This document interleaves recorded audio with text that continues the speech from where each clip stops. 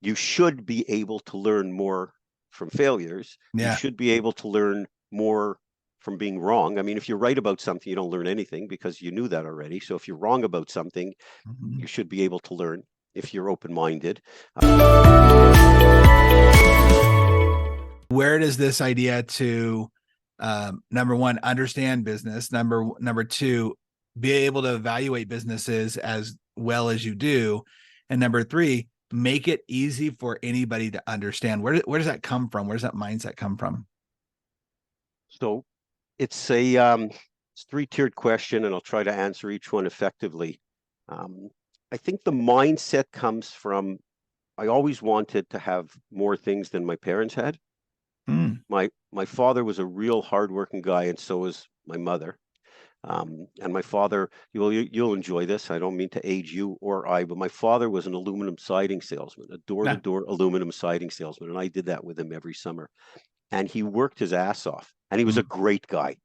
He finished school when he was 12, right? mm, So things have changed a little bit. Um, and yet, despite any formal education, he was a real street smart, savvy guy, but worked mm. his butt off. And it was very much a case of, someone, I saw him spend his whole life earning a living and he forgot to make any money. Uh, yeah. And so that always resonated with me. And I just wanted stuff that was nicer and an easier way than my parents had, right? And even though I'm not, I don't think of myself as materialistic in that regard. So that I think the mindset or original to have some better stuff or an easier way of life was part of it. Well, I always, before you go yeah, on to the next question, sorry to interrupt you, but I think it's very interesting. And that's kind of why I asked the question is I feel like so much of what most people do, even, whether you're successful or not, whatever you want to call success, but there is that element of childhood that we learn something, whether it be the positive side of things, of like, ooh, I want to do like that, or the negative of, oh, I don't want to do that, but ends up being a positive in your life. I often make the joke around my own family that I've made a lot of money off my parents' divorce, right? Because it was such a traumatic thing for me growing up and having that moment in my life. But it also started me on the journey of wanting to understand relationships and how to communicate with people and to connect with people. And I'm naturally very curious about that anyway. But it just created a different desire for me, and I can see that with you. It's not like you're and I it bugs me when people kind of misconstrue this of your dad did nothing wrong. He did what he knew. He actually did better than what he probably quote unquote should have been able to do because of his hard work and his street smarts. But building on top of that, on standing on those shoulders of the things he taught you, made you go, oh, if dad was able to do it at this level, what could I do with more information and more knowledge and more education? I think that's really fascinating if we look at that in our own psyche of entrepreneurs or any type of business owner or leader in that way. So I sorry to interrupt you. I just always think it's fascinating to see where it goes back to in our childhood. well, I think it's a great observation because the overarching theme to that is what do you learn from lessons, right? Yeah. Good ones, failures or successes, right? And you should be able to learn more from failures. You Yeah. should be able to learn more from being wrong. I mean, if you're right about something, you don't learn anything because you knew that already. So if you're wrong about something, Mhm. you should be able to learn if you're open-minded. Failures will teach you a lot if you process them properly and not let your ego get into the way. And so when you reference, your family's divorce, the lesson learned there is I want to do better at relationships or understand, the dynamics of a relationship so that that type of thing doesn't happen to me necessarily, and I can help prevent it happening to other people. And Yeah. so, lessons learned are infinitely better from difficult situations, at least in Yeah. in my Yeah. experience, right? Totally. Yep. When I was much younger, I was probably too hard headed, a bit of an ego and some insecurity, and wouldn't allow those lessons to penetrate the brain. But as you get older and you recognize that there's a golden opportunity for incredible lessons that will carry you the rest of your life in those difficult times. It's just how you reflect upon them and how you dust yourself off and make sure you don't make sure you don't repeat the mistake the next Yeah. time. So Totally. Yeah. So then related to parents or related to, I think, mindset, and it wasn't necessarily only by no means materialistic. It was just, just a better way and seeing that hard work. I mean, the influence of hard work certainly resonated with me. My mother at one point, I think she had 3 jobs. So they worked really, really hard. And the other part, in answer to your question was, as it relates sort of this idea with helping people, I think that was one of the questions, Yeah, is yeah. Why did that? is I guess I've always found it incredibly gratifying. Like it's almost self-serving. Like I've gotten tremendous. I coached kids hockey when I was 12, 13, 14 years old. I still play 3, 4 times a week. For an old guy, it's not too bad. But the gratification of helping others, I've always found incredibly enjoyable. I mean, one of my first things that I did was I had a paper route for 12 years old delivering the Sunday Express, and I used to work on tips and like a penny a piece. They were 15 cents for the paper, and people used to give you a quarter. And then when it went up to 20 cents, you'd only get a nickel tip. So it was really pissed me off. But but what I did was I ended up buying and acquiring a bunch of little other routes in the neighborhood. From 100 papers went up to about 1,000, and I sold them all off to kids in the neighborhood. But Wow. I didn't charge them. I said, look, you'll work for the tips, because I knew I got a penny, or it started at 2 and then went to a penny a piece. um, I said, you delivered a paper, you don't have to pay me anything, you just work on tips. And they were all thrilled. But I had 1,000 um, papers, Wow. and you're making a penny a piece plus my tips. So I was making, sometimes up to about $20 a week, which was a whole lot of money in 1973, right? I Yeah, think the average, I think the average individuals make about 100. I think the average salary is about $5,000 a year. So I was doing pretty good for a 12-year-old kid. But I sure. enjoyed seeing my buddies thrive, right? So that was Yeah. great. So I think it goes back pretty far. And I've always been, helpful in nature. My parents have always been helpful to others. It's just, to me, it's part of life. It's an enjoyable thing. And so it's part of my DNA, without trying to sound like a martyr. It really is part of my DNA. Yeah. Still enjoy it. It's great. It's great satisfaction, and it's always continued.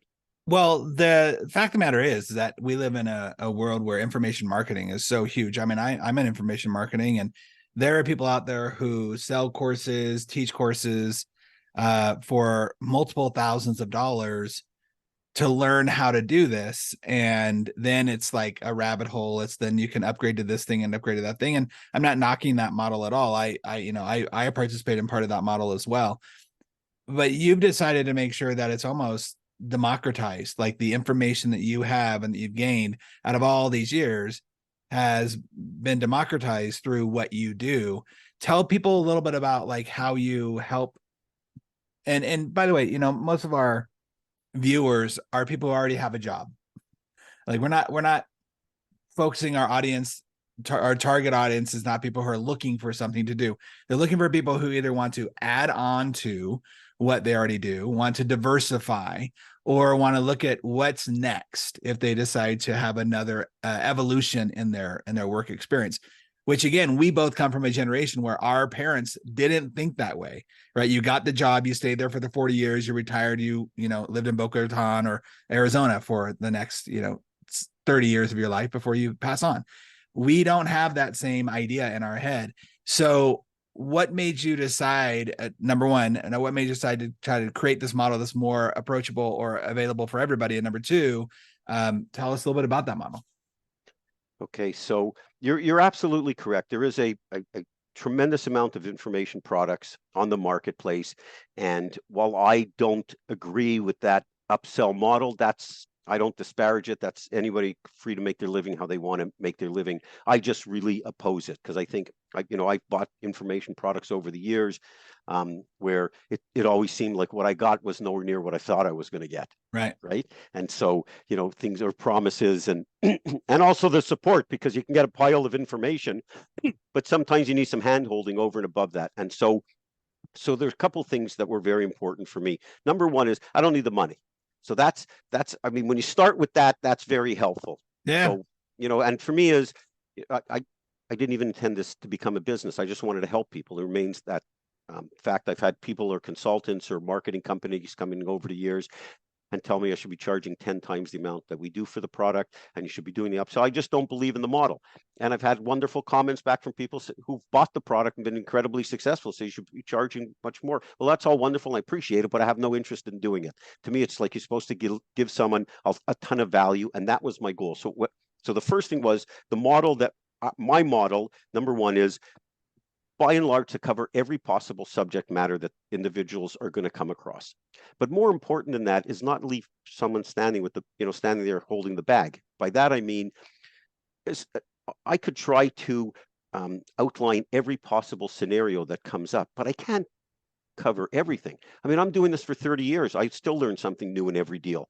And that's for someone who, again, I I'm would not hope that. so, right? Yeah, of course. I mean, I'm not Yeah. that smart. I'm just doing it a long time, right? Yeah. So anybody who's never done this, right, no matter how good the information is, and I know it's pretty good, there's still going to be situations that are unique. Sure. And so Yeah. I felt very strongly that if someone has a problem or a question or a situation, call me, email me. I'm happy to answer your question. I never charge them for that. I'm just not looking for this idea of sell someone a product, then trade them up to a personal consulting, then trade them up to, like, excuse my French, a bullshit mastermind group. And all of a sudden someone spent like $300 and now they're in the hole for 25,000. I just think it's wrong. And again, everybody can do what they want. It's their business. I just think it's just in my nature. I want to deliver tremendous value. The other thing was I never wanted anyone in my model, right, to ever think that they shouldn't learn this information because price was an issue.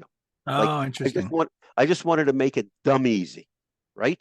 And so that whole model, and again, it fits so much with the fact that I didn't develop this as a business, and so it's worked incredibly well because part of the challenge when you sell a product online is to demonstrate your sincerity. Like I could sit here and tell you, and we could have a nice conversation, and I can say all these things online, and it's a sales pitch. People could, people perceive it as a sales pitch, but it's being able to convey sincerity is very difficult.